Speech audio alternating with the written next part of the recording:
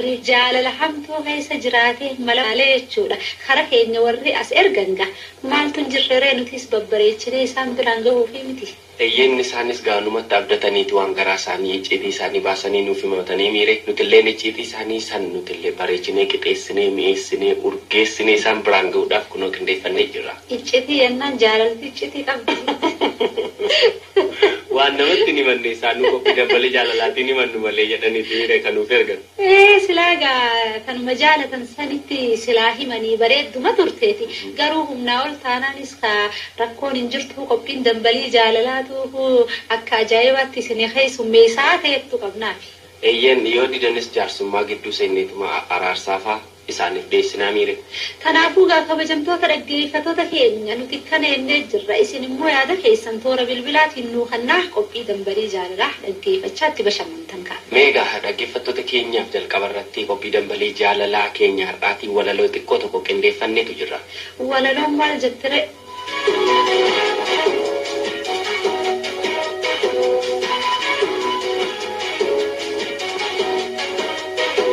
Shubbiru teteko, chapera nabani, jalala singiko, la perra nabani, ranga dewanyo, arreza kalani, ranga dewayo, jare makalani.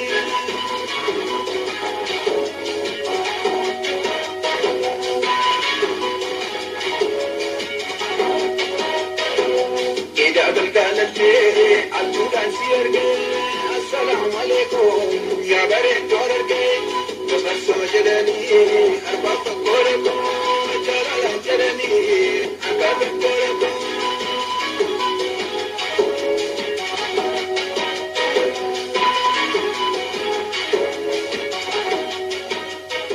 Ka'eeta murteesse magaalaa jaalalaa adeemuuf shirri dhibbaaf lama malee soomaan qabu birrii. Osoman suksukuu qajeelee magaalaa bitaaf mirga kiyyas of duuba ilaalaa. Inni ciikii qabu laddaadhaan imalaa kaanis wal harkisee taaksiif baasii ilaalaa. Anis achin dhaqee deeme lukaraasee quufaan tokko dhufee dhoqqee natti facaasee raaree lafaa keessaa fuudhee nardachaasee aaree gubadhee tan ijatti babaasee harka kubadhisee nan rukkuta ture ija keessa laallaan qaamoleen miila koo walitti suntuure.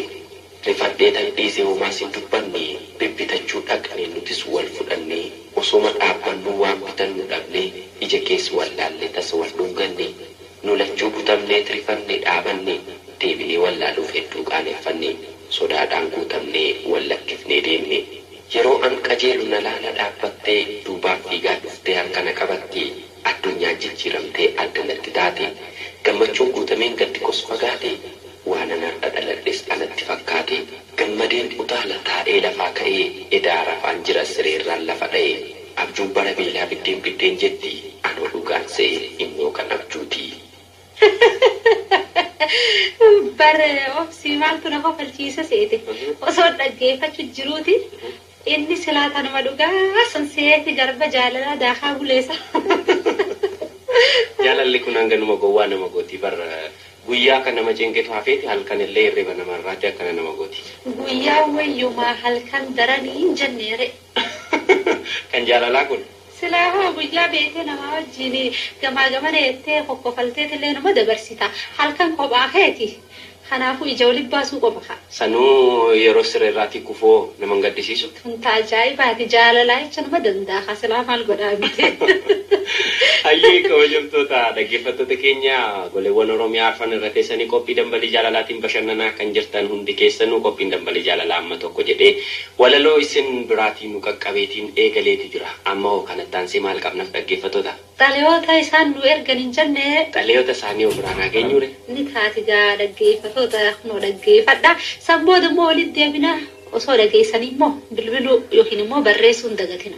Warri bilbiluu barbaadaniif duwwaa 22 lakkoofsa bilbilaa keenya. Yookiin immoo warri ergaa gabaabaa jechuudha 83 Amma affeerraan keenya garuma xalayaatti isin adeemsistuuti xalayaa keenya dhaggeeffannee boodarraatiin ammoo nagaa walitti dhaammachuuf walitti deebina.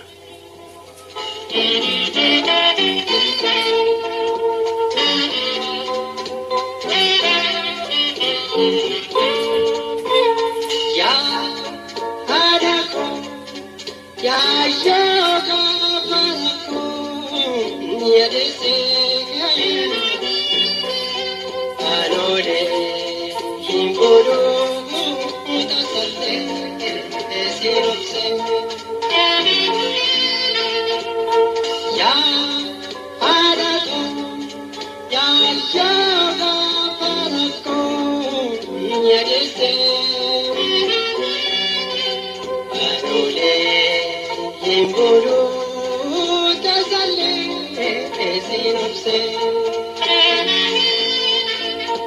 lapheen na hollattee qaamnis na gargarte jaalala ijoollummaadhaa kaasee laphee keessatti na dabalaa dhufeef jettee yaa lafaa dhagee samiinaaf awwaadhu yaa gurraacha garaa garbaa deebii isaanaaf deebisi garaa kootu na raafame yaa qopheessitootaa fi dhaggeeffattoota qophii dambalii jaalalaa maalee jettanii na gaafachuu dandeessu dubbiitu akkasi guyyaan isaa 3/27 1987 yeroon kun yeroo harmeen koo lafa kanarraatii boqottedha umurii koo yeroo sanii waggaa 5 jaalalli yeroo san waraqaa adiidhaan barraa'ee hidda keessa naanna'ee har'a waggaa 25ffaa kootti na dararaa jira maaliin of dagachiisuu namni fala beektan mee heloonaan jedhaa harmee guyyaan sun gadda isa jalqabaati yeroo sana xiqqaadhus har'a guddadhee si dhabuu kootiif baay'een gaddaa jira isa hin daganne keessaa guddaan sodaa siif qabudha nyaara kee ija bitaa fi mirgaa jiruun hiriyoota na injifatan narraa sodaachisaa anas gorfachaa gaarii fi yaraa addaan baafadhe akkan guddadhuuf galaan ati yeroo sana naaf keessee sababa isa guddaadha harme qaamni yoo guddatu jaalalli guddatee lubbuu ijoollummaadhaan jaalalli yeroo san barraa'ee har'a dargaggummaadhaan qaama keessan harca'ee buqqee sammuurraan maddee ujumuudhaan baatamee faana jalatti dhangala'ee yaadannoo yeroo sanii walaluman kaasaa quuqaa garaa kootii falasaaf barbaadaa fi uummatas jaallatuun dallaan kee guutamee firoota kee hundaan hojiin kee faarfame iji namaa mimmaaniin guutamee ardiif nu dhiifteetoo bararte kaa harmee qabeenyi ni jira gootaraa guuteeti firrillee ni jira akkaadhaaf abbaatti harmee ani eessaa itti dhaloota kootii kanaaf lubbuun boochee hirkitee dhamaatii waarii qabee hanga iyyan daaqqoo osoon si barreessee hin dhumu harmee koo kan namni kaasee fi waaqni xaahir koo badaa sirraa hidhuu hundatuu si farqoo harme lafa kanarratti jiruun hin guutu nama irra jiruufis guyyaa takka guuteen beeku kan horee naaf guutee jedheen beeku jechuunis isa guddaa maarashaa yoo qopheesse isa xiqqoo limmootu hir'ata lafarra taa'ee naaf guutee kan jedhe innis sobaadha waa malee hin jenne guutuun waaqa qofaadha kana yoo jenne jiruu lafaa akkamiinaa dabarsinu gaaffii jedhuuf ammoo jaalalaan gaarummaadhaanii fi iftoominaan ta'uu qaba akka of jaallattu nama biraa jaalladhu gaarummaa kee keessaas uummataaf laadhu daabboo takka yoo qabaattee obbolaan kee waliin qooddadhu nyaadhu lafarratti waan gaarii hojjettee kan du'an iddoo gaarii galchitaati harmee koo osoo guyyaan isaa har'a ta'e osoon si yaalladhee ifni har'aa hoggasi osoo jira ta'e inni yeroo sana aadaadhaan yaalamu akka har'aa odoo saayinsiidhaan yaalamtee ta'e quuqaa garaa kootii kanatu naaf hir'ata silaa waallee siif dhama'eeran jedhan ture maal godhare yerootu na durse dhalli kee